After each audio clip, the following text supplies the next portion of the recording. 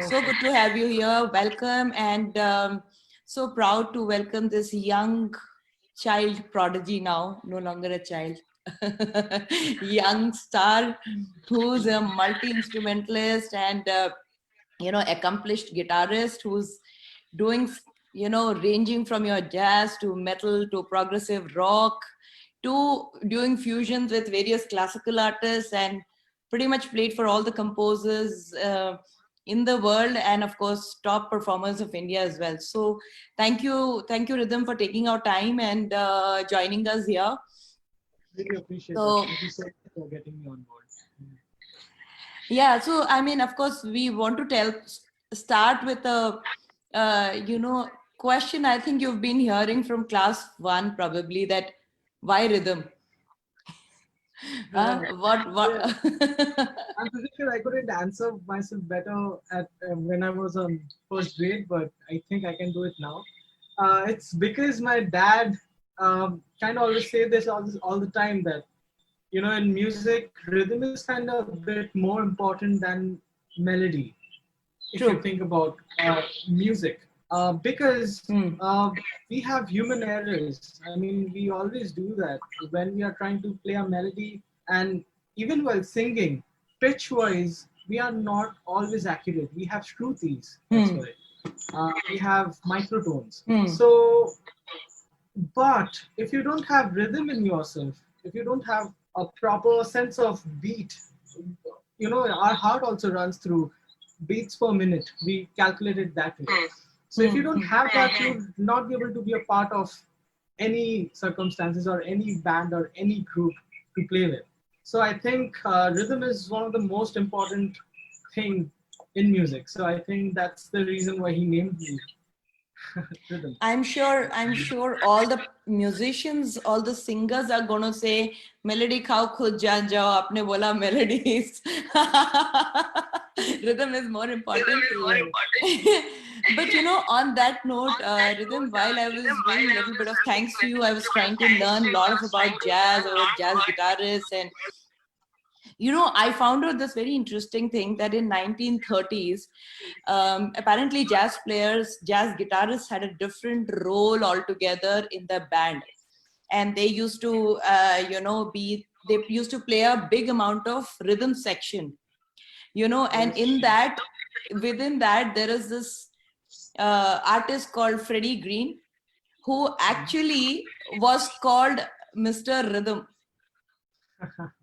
He was nicknamed Mr. Rhythm. That's. I So, mean, I'm pretty sure it makes sense to hold that whole so groove down. Yeah. so apparently people followed his pedigree and learned from him, from that era. Of course, this is something which I've learned over a few days when I was doing a research. So um, I know you learned tabla for good amount of 11 years, if I'm not wrong, Yes. and then you decided to make this shift of, like, you say rhythm is important, you named rhythm, but you shifted to an instrument which is very melody based, right? That's true. I mean, And yeah. I mean, I was actually doing both simultaneously. I started both guitar and tabla at the same time, but it was just that it so happened that when I was on the grade 11 and I went to Mumbai for some project and I had to be there for almost 3 months. That was the time when I got out of touch from the rivas, what we call, where we have to hmm, practice each and every day for at least 2 3 hours, which I was hmm, actually doing for 11 years, right. back in.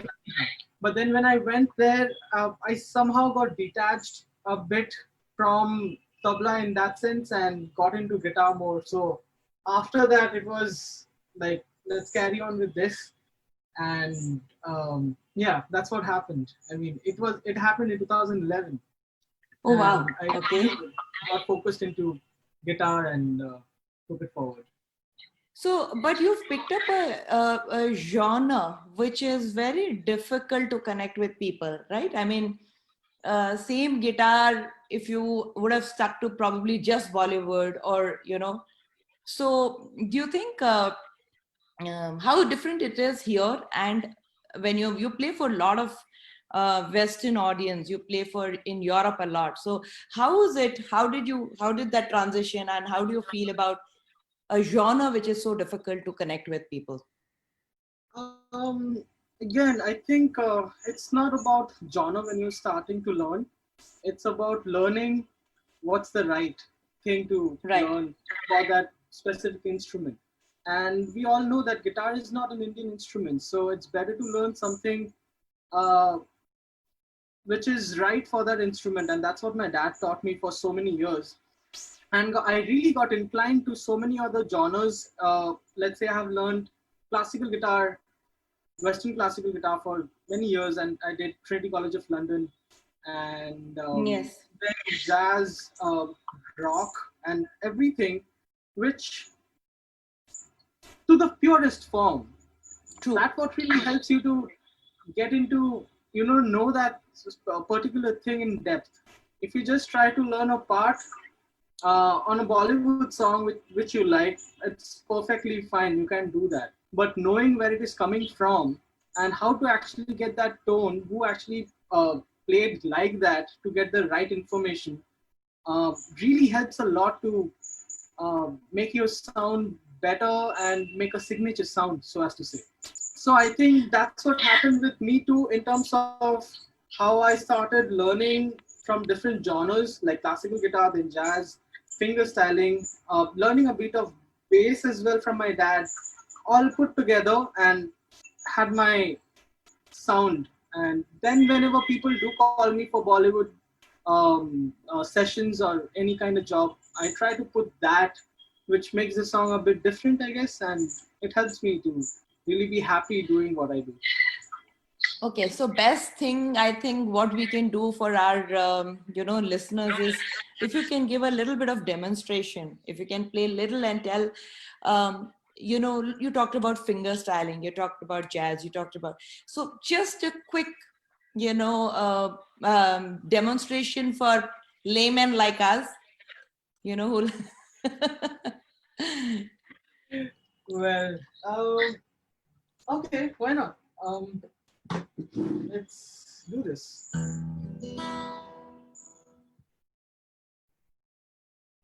Let's play this song called Balor. Um, awesome. from Yeah, my which you released recently, right? Which was thanks no, for it was COVID. I mean, I know it was, you did it 5 years ago, but you released it. right. See, I'm Yes, stalking exactly. you. So cool. I'm so happy about that, honestly. Please go ahead. Right. Yeah, Valor, I actually recorded that video to 5 years ago, but I just posted it. And this is how it sounds.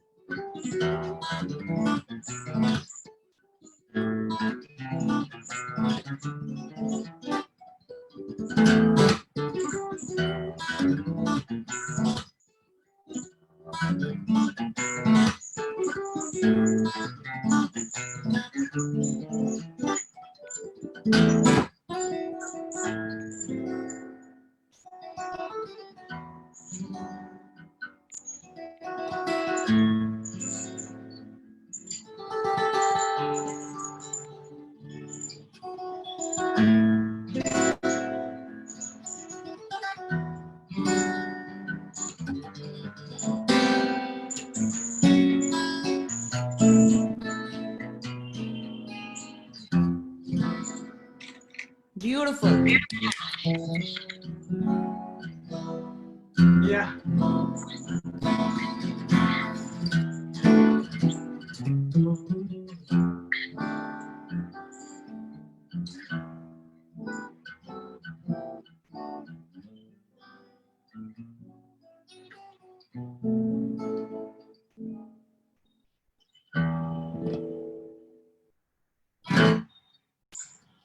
So before even I move on. There's already a question. How does Rhythm Shah maintain finger playing like that all the time?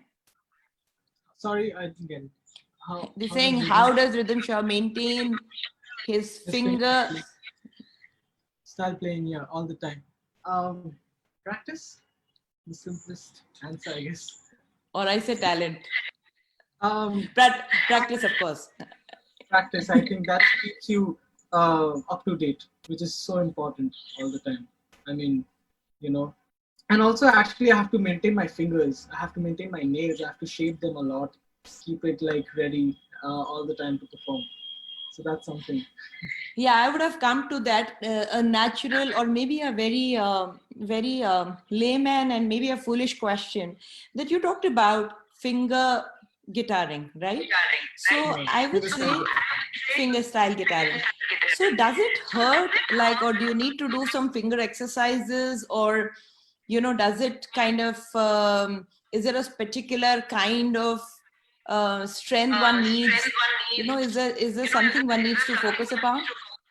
I think it's something which actually grows in you through the whole practice time which you have for years.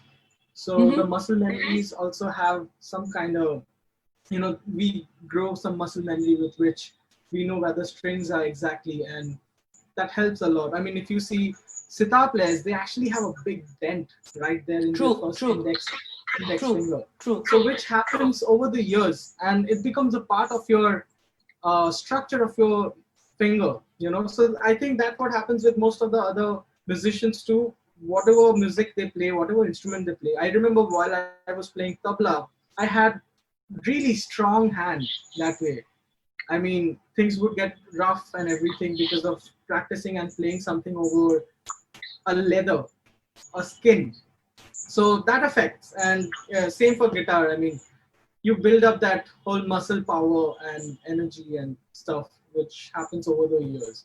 But for nails and stuff, yes, I do use sometimes some fake nails. Like if I'm playing for like 28 gigs in 28 days, which I did for Germany, my normal length, I mean, nails doesn't seem to stay for so long. Hmm. So I do use some fake nails, but most of the time I'm good with my uh, natural nails. It works.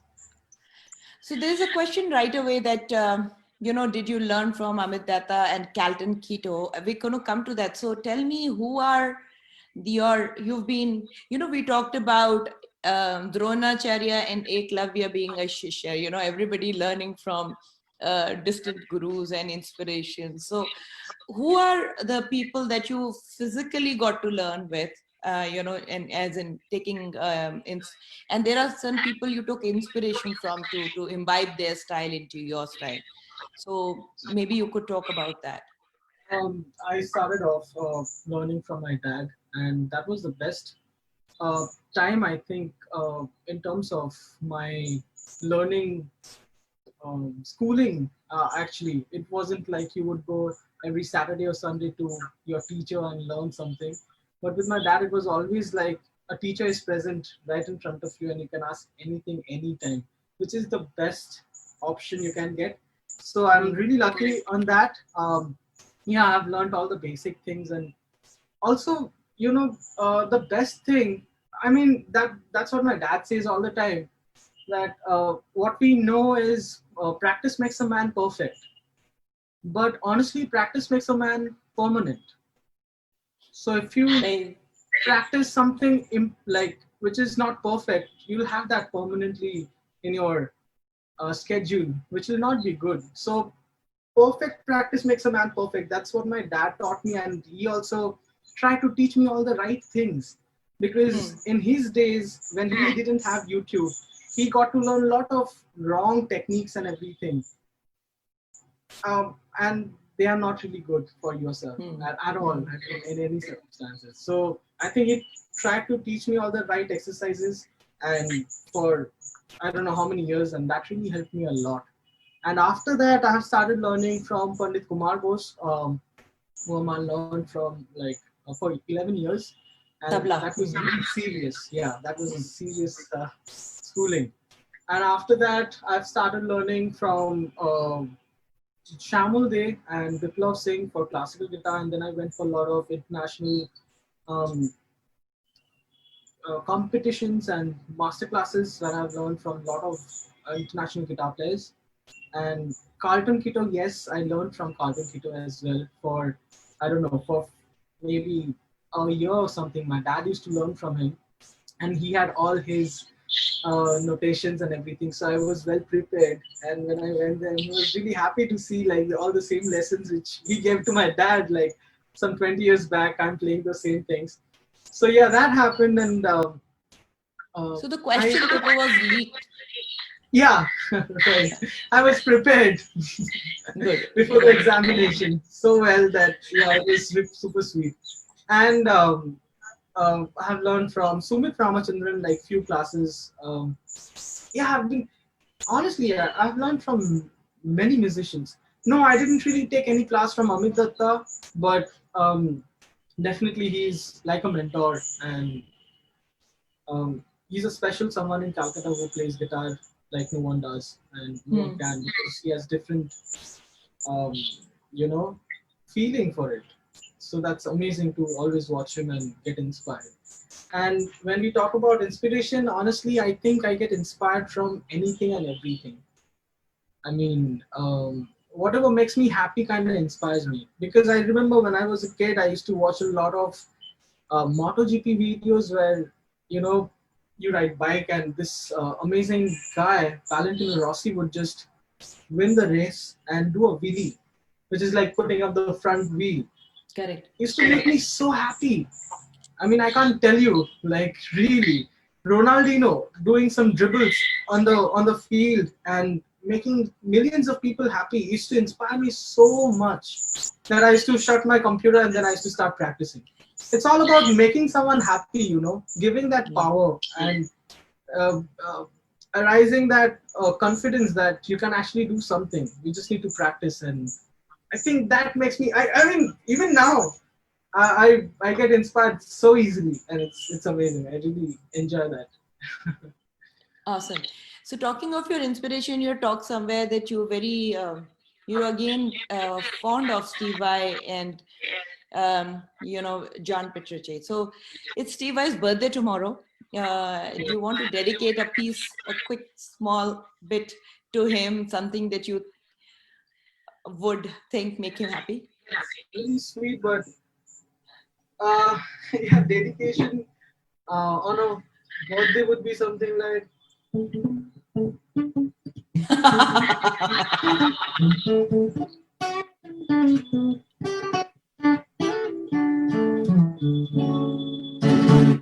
I think Yo. I can't do better than that in like giving something. So going back to again jazz, and the reason I keep going back to the art form and want to understand, like you said, you of course learned at home, and your dad Nepal Shahji of course played with all the stalwarts, right? He used to he played for Adi Barmanji. He used to play for, he still plays for Usha Uttup, and all of them, right? So but you've seen a lot of Bollywood in your house in terms of exposure. Of course, classes, yeah, bases are this.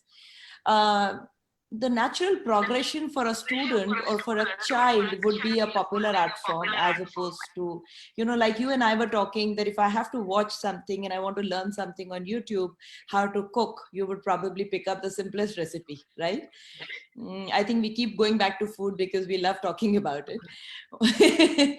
But foodies, absolutely. So, but same applies to music. When it's a very complex, form, it shies you away, right? So, how did that kind of, and any tip that you have for the youngsters or the people who are going to be learning, anything that is very striking that you say, okay, that drove me towards the art form? I know progressive rock and all. I was thinking when you said he, lifts up his bike, or or does somersault, So I thought, okay, lifting up the guitar probably is one of the, you play a piece and then do this, which probably you can't do to a sarod or a sitar or a tabla, You you can know. actually do. It's just You No can do one it to does. sitar. Yeah, no one does it.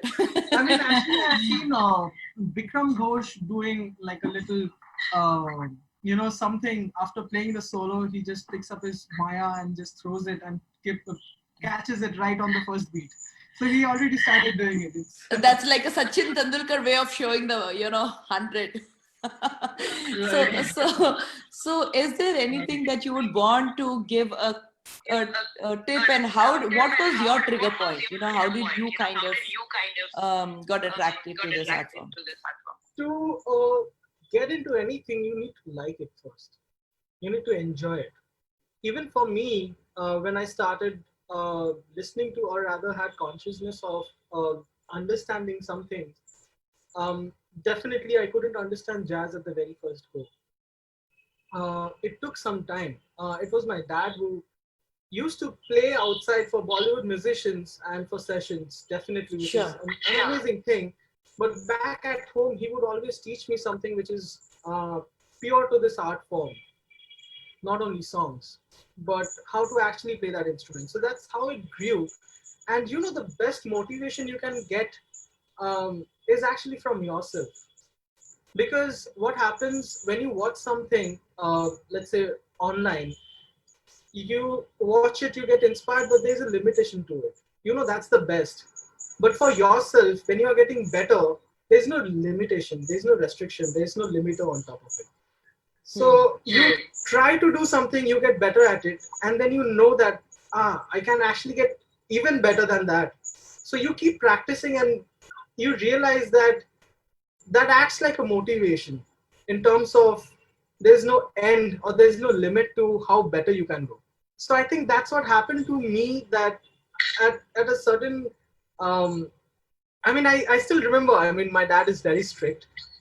He used to lock me to that I have to practice for 2 hours and stuff. And then I remember, even for tabla, he used to buy those really bad quality incense sticks, um, agarbatti, which used to last forever.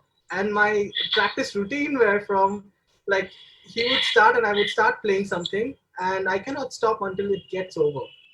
Oh, wow. So yeah, so those are a few of my schedule on how to practice, and you cannot go out of the room before you Right. actually finish it. So it was that at a point, but after a point when I started doing it, because I started loving it, that's when they couldn't stop me from practicing. I mean, uh, it was more like I used to enjoy that. It wasn't like hard work for me. It wasn't struggle for me.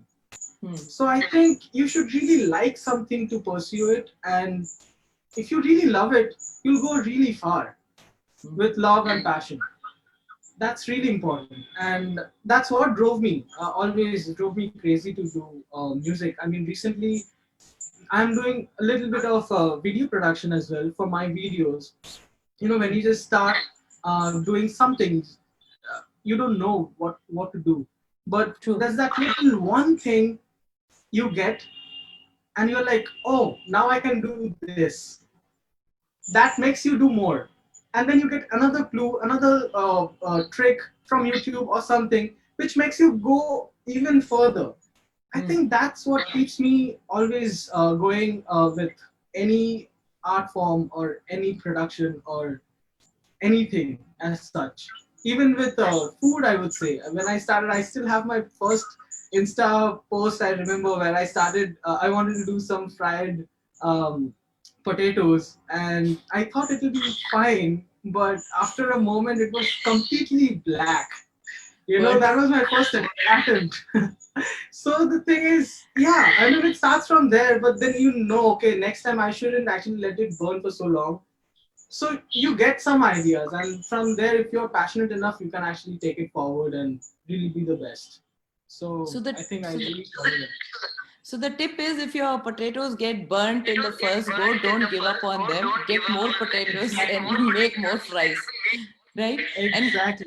And continue to make till you kind of become the best potato Yeah, fry you'll maker. definitely find your sweet spot, which is True. the thing. And that sweet spot are in everything. And then, you can actually go beyond that, which is really amazing. Yeah. So talking of potato, let's talk about all the you've worked with a plethora, a variety of artists and composers, and I'm talking about just Indian right now. I'm not even going, out of. I'm just sticking to Bollywood, and So you've been with A.R. Rahman ji, you've been with Pritham, you've played with Arijit. So these are completely different musicians. Their thought processes are different. Their music is different, but you are same. Your guitar is same. So how do you differentiate, or what is it that you know you kind of I would say juggle when you're playing with different kind of musicians? Well, honestly, right now I play with Amit Trivedi a lot, and the thing is, all of them are different. The way they think are different, and but the best part of it is more like a challenge to me, where I have to understand them properly first before I play, so that I can make them happy. So that understanding takes a bit, but once you understand, your playing uh, will actually serve the purpose which you're there for. And I think that, I don't know how to say this, but again, just finding the right things at the right point is the most important thing. In terms of, let's say, how A.R. Rahman would do a song, I actually did a lot of sessions for him too. There are few songs which are guitar based songs where guitar is one of the most important instrument in the song, but there are a lot of songs which are where guitars are used just for an effects. Like you would hear guitar, but then it's more like, just something which is adding up to the song. If you remove it, then you'll miss it a lot, but when it's there, you won't really know what it is. So it's just understanding of that, I guess. And Preetham would again do it differently. I played so many tracks for which he used to only call me for my flamenco style. So which is again very specific. And working with Arijit was also really amazing because he's an amazing artist by himself. He just doesn't sing. He just doesn't only sing, but he can play a lot of instruments. He has got great ideation for any kind of music part. So he would say something, and then you have to pick it up and then make it better. So yeah, everyone has some different kind of sense and way of perceiving things and observing things. That's what they want from me, and I think it's interesting. And yeah, I mean, it's just like trying to add something new to everyone's plate. True. So yeah, so Rhythm and I were talking about, again, when he said composers, we went back to aloo bhaja and we said how potatoes are able to convert themselves to suit the need of that vegetable or the dish. That's what, and yet stay important.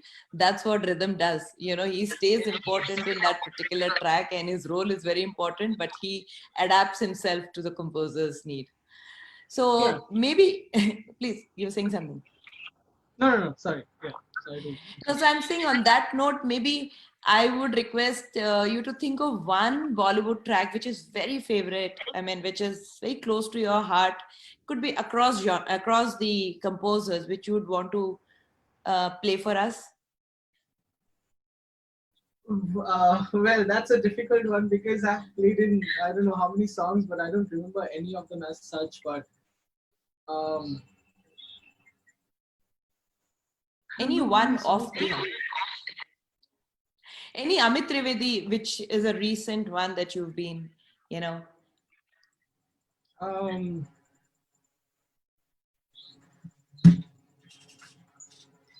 I mean, the thing is, again, I'm not playing the main melody. I'm playing the chordal structure of it. So I really like this song called Pashmina, and it starts with an acoustic guitar. And I really love the chord progression and the way he did it. And I think this is what we do together when we are on stage. So this is how it starts, and it's super cute.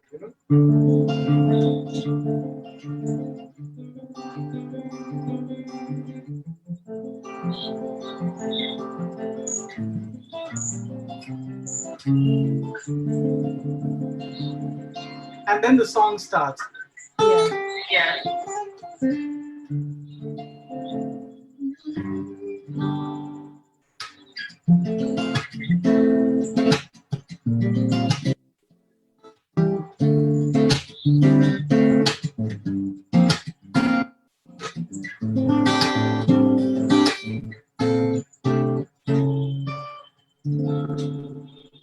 Yeah, that's I really enjoy playing that song a lot. Rhythm. Thank you. Beautiful. Beautiful. Very good. Very good. So, Rhythm, you are in yourself, I would say, a store of guitars. I know you have loads of them with you, right? Yeah. So we just wanted to, talk about the various kinds of guitars that and what is this passion towards people collect stamps and you collect guitars? Oh, well, I love them. You want to quickly run us through the kind of guitars I and yeah. think I have around 40 guitars now Oh, wow. and still counting. So the thing is, I mean, again, I'm really happy to be a part of so many companies. Right now, I'm endorsing Yamaha Sure. and electric guitars, and this is the model which I use. Yes. This is a really cool color. I really wanted blue guitar from them. So this is like a special edition Yamaha 612 blue guitar. Wow. And the other company which I use for acoustic is this acoustic, which is called Kefma Guitars. Hmm. So that way I have relationship with a lot of companies who actually keep on sending me really good instruments. So that's why I said the numbers is still counting. But other than that, I'm really a big fan of Hufner guitars from Germany, which used to be one of the most famous guitars. I mean, even for Beatles, the bass used to be the Hufner guitars, and a lot of other musicians used to use that. And I have like 5 of them. I remember I was in Denmark Street for like a UK tour, and I got one Hufner President Jazz model guitar from 1940s with a Oh, wow. pickup. And it's just more like collecting for me. I love collecting guitars, and the difference between all these guitars are even in the same model or the same company and same specification, every guitar sounds different from each other because of the wood, because they are cut, and because they are handmade. So I think every other instrument sounds different, and if you really like that particular sound, which is, it's difficult to really understand the differences. It's really subtle, but it Hmm. plays a huge role when you're on session, when you're in front of really expensive mics, and which captures a lot of details, and that really shows Right. up. So I think Right. that's one of the reasons why all the good musicians keep on collecting same sort of guitars but different guitars, because of little difference which actually make a huge difference in the mix of the song. Right. And yeah, I have different kind of instruments. I have 6 string, 5 string, 4 string basses. I have banjos. I have ukuleles. I have violin. I have tablas. I mean, I have drums, which I got recently. Oh, wow. And yeah, I mean, I just love buying instruments. So I think, yeah, that's what it is. I'm actually glad that you don't sing. because because you've left something for somebody else at least. You seem to be covering the whole gamut of things that you've been doing. But I actually do sing for myself, and I do a lot of recordings where there are vocals needed, and I don't call anyone. I just do it for do it for myself Oh, because it just works. Actually, trust me, me all. and Anna Nikita will be launching a new song super soon, in which I sang, and a lot of harmonies and stuff like that happened. Oh, So you'll wow. be able to hear that. Yeah, I'm sure all the singers are going to be very upset because they would love to, look out for an opportunity where they can collaborate with you. So, Rhythm, you talked about Germany. So your Germany Yeah. connection is very, very strong. You do a lot of performances there, and you have a huge fan following there, and how did that? I know the earlier part of it, but how is the audience of Germany is very different from Indian audience, or how is it different playing there? Um, it's really um, intimate playing there because they really understand that instrument way more than our audience in a way. Mm-hmm. I mean, of course, there will be a difference. I mean, if we play sitar here, people would understand more than there. Hmm. So I totally understand that situation. And Hmm. the best part of it is that, they think, oh, I'm an erotic guy in that way, coming from a different culture, then coming over to another country to play their music. It's Yeah. just like a white guy coming to India and playing tabla. It's really True. erotic for us that way. True. True. So I think that's one of the reasons why I really got so much appreciation and the love from them. And also because there's one part of my song which is called, I mean, the name of the song is Opening Act, in which I've played a little bit of Carnatic style. And Oh they wow. really loved it because they didn't hear that before. And, they connected straight up to Pandit like Ravi Shankar straight up that, oh really, is it that same kind of style, is it the same sound, how did you do that? And then in the masterclass I was actually only talking about that and nothing about harmony or anything else. So that was really funny. I didn't think that it'll affect them so much, but it did. And uh, it's fun to play there, and they're so enthusiastic and they want to know, they want to grow their uh, uh, vocabulary they're playing to. So that's amazing when they have those questions. But playing there is really fun. But as I've mentioned you once, that I didn't actually get an audience which was around 15 to 25 Sure. because those people are actually going out to clubs and having good time. But the people who were actually there were about 45, and they were the ones who started off this whole guitar community, acoustic guitar solos, and really dig that. So, really enthusiastic audience, but yeah, little elderly, but enjoy it any which ways all the time. Hmm. So I think that applies, that logic brings everything into perspective, that 15 to 25 is the age across globe that people are into a little more fast paced and kind of music. But when you kind of cross 25, and I would say even 30 and 30 plus, is when you kind of settle down and you want to you know look at little more intense or meaningful music, right? True, true, true. So in Which fact, has somebody's got a lot of asked. technicalities as well.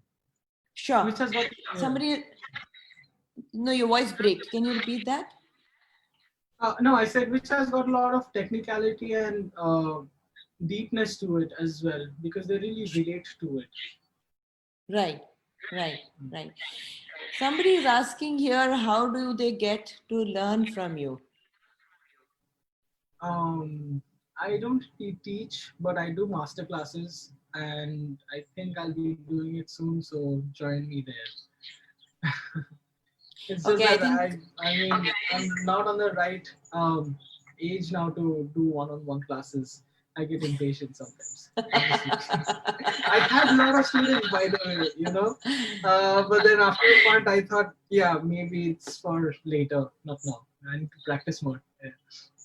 Yeah, like we keep going back to saying that YouTube is the new Dronacharya, creating a lot of Arjuns and Karns and Eklavya. I'm sure you have a lot of Eklavya students who watch your videos and what to learn.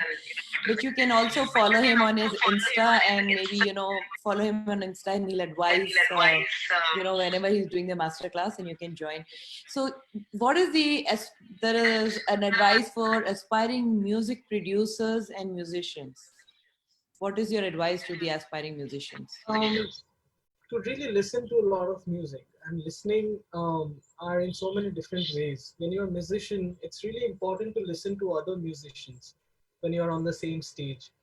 What used to happen with me even was I used to only listen to myself and make myself loud or make myself sound better. But then it Hmm. doesn't cut through when you're actually playing with a band.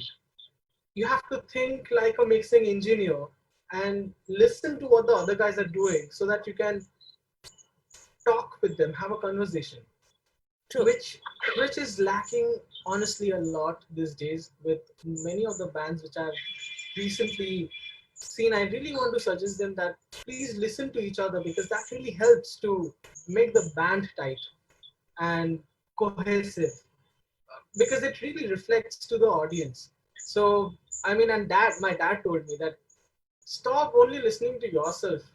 You are there, but not alone. You're there with so many other people, and that is there's a reason for that. Otherwise, you would have just played with a backing track with your laptop, right? True. Very It true. really makes sense. The air, the dynamics, looking at each other, that whole vibe, and that energy. It really flows. And I mean, the best example of this would be me playing one of my song called Entry Master with um, few drummers, few really good drummers. I played my song with Darshan. I played with Gino Banks. I played with Marco Miniman, who plays with Hans Zimmer and an amazing group called Aristocrats, and some of the best musicians. Who used to play with actually Steve Vai, Paul Gilbert, and all these guys. Did a tour with him, and all these musicians, the same song, but they made it they played in such a way that it really makes a different song altogether. So Hmm. if I don't listen to them and if I don't incorporate that same vibe, it won't make sense. And that song becomes so different and interesting every single time I play with a different drummer. So listening is, I think, is one of the most important thing to learn fast and be a part of that whole uh, situation. So for any producer and producer wise, I really love listening to Tennyson, Moonchild, and all these other guys who really does some amazing productions. Just do check them out. Anomaly, again, another name, because you get to learn so much from these guys. So just keep on listening. Start in steal. Really, do steal. Just try to freaking put that in your production, but it's you, so it'll be different. Don't worry about it'll sound the same or not. Just try to do that the way they are doing it, but you'll find your own way in a way, in a point of time. So keep stealing. It's not a bad thing. It's just that you'll make your own.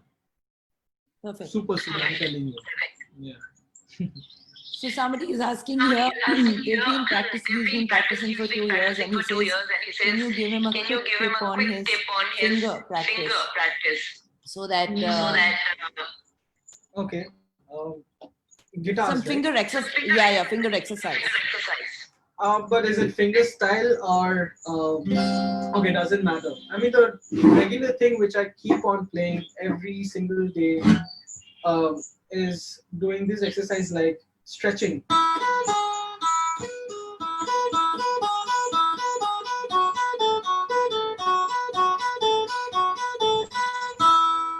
and also don't try to play it like this.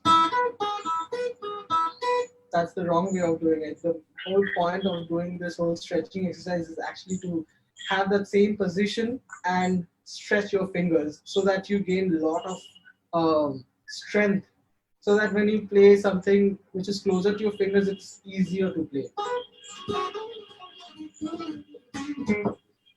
That comes from doing stretching exercises because you really get a lot of strength.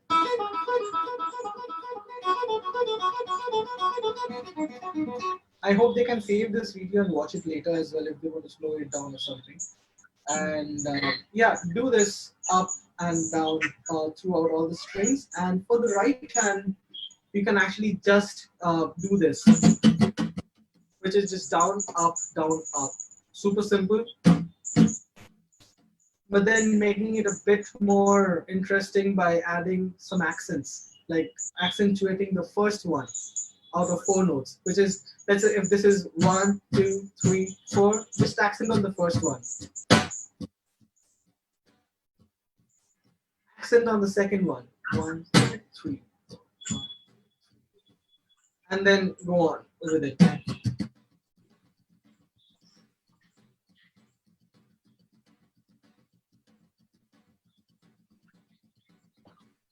And then you can actually add one note, and then it can actually be a really funky tune.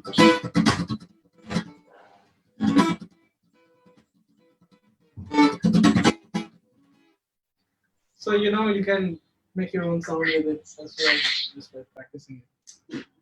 Yeah, for all our Insta listeners, just to tell you, the image flips. So when Rhythm is playing, it looks like he's a left-hand guitarist.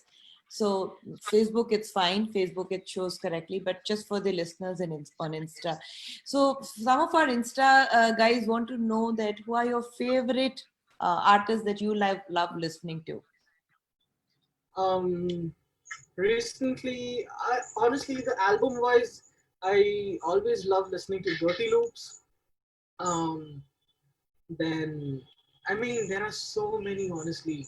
Steve I was one of the um, all-time favorite. Michael Jackson taught me a lot in terms of production and composing and writing songs. Stevie Wonder Hmm. and yeah, those old classics. I mean, can't get better than that. I don't know if it is guitar oriented. Guthrie Govan was really influential, at least some 10 years back, which kind of changed me from rock guitar playing to little more into jazz and little more into everything, country guitar playing and everything. Um, yeah, I think just start listening to this. And for production, as I've mentioned, Tennyson, Moonchild, Anomaly, and I think this will work for now. Start listening to these. So, one last quick question before we wrap up. What has COVID done to you? Like, how has lockdown? What have you been YouTubing on? Or, other than I know you've been jamming with people, I know you've been doing a lot of your production, but anything other than music, or how has the cycle changed for you through the lockdown? I've been cooking a lot. I'm not frying. I mean, like, I'm got better at it, honestly. So no more Uh, charcoal aloo, no more charcoal no, no, potatoes. no. Only if I want to make it like that. That's a different thing. But yeah, other than that, I'm cooking a lot and really started, like, recently started doing some video production for myself, which is also more like music production because the music you produce, you really see, you visualize all like that, how it should look like, and it's really Hmm. difficult to translate that, to convey that to the video editor that I want that. So, and I tried to do that few times and I got good results, but not the way I wanted. So I just started doing it and I'm really enjoying it. And there'll be few videos which I'll be uploading super soon, and it's on my edits. So I'm happy about it. And honestly, COVID, this whole situation, I kind of wanted to be in this isolation for some time, for actually quite some time, because once I shifted to Mumbai, uh, I was really busy Hmm. and I couldn't give myself time to do my own music and my own productions and stuff like that. So this whole time I have tried utilizing that, and bringing back all the old projects and finishing it off so that I can put it out. Hmm. And yeah, that's what I've been doing and enjoying this isolated time. So Trying to at perfect. least. I mean, of course, we know there are positive and negative sides of this whole thing, but yeah, just trying to be, as good as possible in that way. Awesome. So, guys, do watch out for some of the happening videos that are going to come from Rhythm's channel. And everybody is putting up here is Rhythm, we all love you and we absolutely love your music. So, please keep it coming. And thank you for what you're doing. Continue to do this. And it was wonderful, wonderful connecting with you. Thanks for being on Candid Notes. And we really look forward to more and more music. And we are hoping that you're going to give some people a chance to sing. People are waiting to sing for you. But on that note, Take care, stay safe. Thank you guys. Stay safe and see you all. Bye bye. Thank you so much. It means a lot, and thanks for getting me on board. And have a good time, everyone. Cheers. Take care. Thank you guys. Thank you. Bye bye.